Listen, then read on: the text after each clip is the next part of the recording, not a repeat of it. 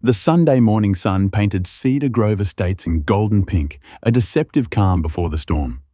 I sipped coffee on my porch, savouring the quiet of our new home, when tyres screeched and shouts shattered the peace.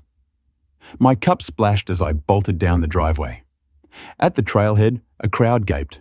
My daughter Sarah, a retired Marine Corps instructor, faced Vince Malone, a wannabe cop with a pistol aimed at her head. Sweat beaded on her brow, but her smirk said she was debating whether to laugh or dismantle him, barking, "Show ID now," voice quaking. Vince barked, "You're trespassing, suspicious."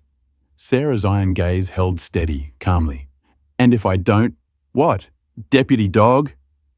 His knuckles whitened. 5 seconds later, the HOA's hired thug was disarmed, his gun in pieces at her feet, and Cedar Grove learned never to bet against Sarah. I'm Mia, Sarah's mum, a retired librarian who moved us to this suburban haven 2 months ago for space and peace. Sarah, easing into civilian life, jogged its trails and tended our garden, her marine discipline shaping rows of sunflowers. But the HOA, led by Mrs. Caldwell, had other plans.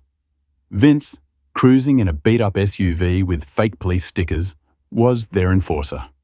Old Mr. Larson warned me over coffee, whispering, "Watch Vince," gravelly voice. "Thinks he's a lawman." I dismissed it as gossip. I was wrong. That morning, Sarah double-knotted her running shoes and hit the trail. 20 minutes later, I found her facing Vince's gun. The crowd's phones recorded as she stepped forward, hands raised just enough to seem harmless, her stance pure control. Softly, "Sure you want to point that at me, Vince?" she said softly. Calmly, "Sure you want to make a mistake you can't undo?" His hand twitched. In a flash, she closed the gap, twisted his wrist, popped the magazine, and scattered the gun's parts like confetti. Cheers erupted, some applauding. Vince stared, betrayed by his own weapon, mocking. "Call your boss," Sarah mocked. "Oh, wait, you don't have one." Sheriff's deputies arrived, shaking Sarah's hand, chuckling at Vince's humiliation. Mrs. Caldwell swept in, perfume choking the air, begging Sarah not to press charges, to pleading, "Save our reputation." She offered free dues for a year. Sarah's smile was calm, lethal, calmly. "I'll think about it," she said, but I knew that look. She was plotting. Vince and the HOA thought they'd dodged a bullet. They hadn't seen Sarah's war coming. Sarah didn't rush. A strategist, not a hothead, she played chess while others played checkers. After disarming Vince, she jogged home, tossing me a grinning. "We're going to have fun with this." I didn't ask. Her marine glint was enough. Days passed, Sarah seeming casual, jogging, chatting neighbours, but she was hunting. Her questions cut deep. How long had Vince patrolled? Who paid him? How were fines issued? She learned Vince was no volunteer, but an under-the-table hire, paid with dues, no vote, no background check, just a fake badge and ego. Sarah craved proof. One night, we crept out, planting hidden cameras at the trailhead, clubhouse, and HOA office. Adrenaline buzzing like a covert op. Within days, footage showed Vince bullying a teen cyclist for threatening safety and intimidating a mom over birthday balloons, demanding a $500 fine. My blood boiled, but Sarah stayed ice cold. "This is gold," she said, saving it. Posing as an eager resident, she charmed her way into a board meeting. Over stale donuts, the board spilled, dues funneled to Vince's patrol via a beautification slush fund covering his gas, uniform, badge. Sarah recorded Mrs. Caldwell plotting to bury us in violations. "Sarah's a troublemaker, Mia a pushover," Caldwell sneered. Sarah smiled across the table, her recorder humming. "They don't know who they're messing with," she laughed later. Sarah built a fortress of evidence, videos, photos, a flowchart tracing dues to Vince's pocket. Vince, thinking he'd scared her, smirked past our house. He didn't know her trap. Sarah suggested baiting the HOA to overplay their hand. "Let them think they're untouchable," she said. Risky, genius. We played nice, paid dues, baked cookies for a meeting, making Caldwell squirm. Retaliation hit. A violation scratched into our door cited our tiny American flag. Notices followed for excessive jogging and lawn height, despite our pristine yard. Sarah photographed each, her evidence growing. Then, escalation. Sarah's car keyed, tyres slashed, a fake ticket calling her a dangerous driver. She didn't rage, she checked her driveway camera. Vince, knife in hand, smug under the light.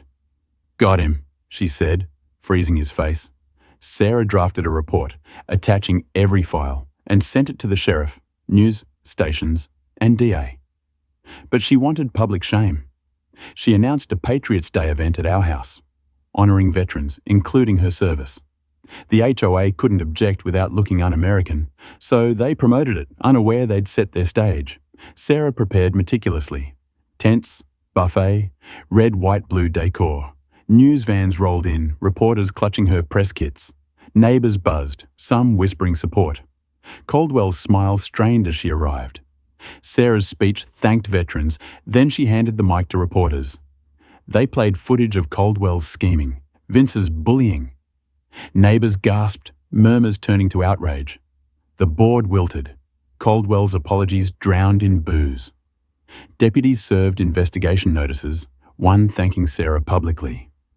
The HOA's facade shattered. Neighbours chanted for resignations. Headlines screamed, "Fake cop threatens veteran's daughter, HOA scandal." Petitions demanded Caldwell's ousting. The board's closed-door meetings flopped. Neighbours weren't scared. Another violation claimed our event was unauthorised, despite their newsletter. Sarah laughed, adding it to her file. A legal threat accused us of defamation. Sarah's response cited whistleblower laws, mailed with a smirk. Vince's harassment continued. Our mailbox toppled, trash dumped, threatening notes. Sarah's cameras caught teens he'd paid to vandalise. They confessed, landing him conspiracy charges. She sent updated evidence to the state HOA regulator. The board called a unity meeting to spin the narrative.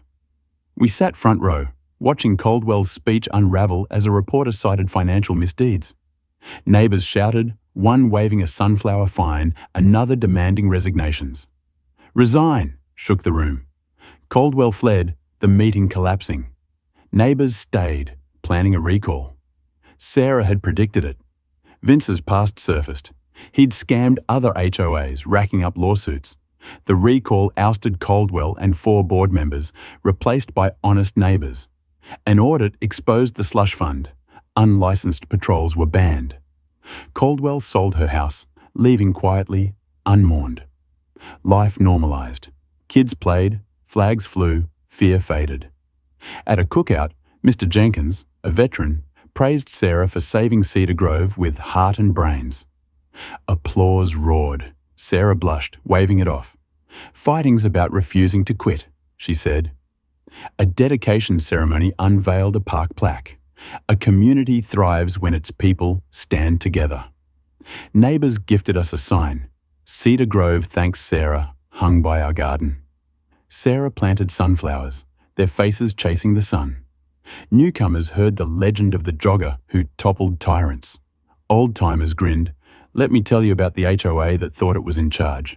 Sarah sowed courage, proving one woman's grit could spark a revolution.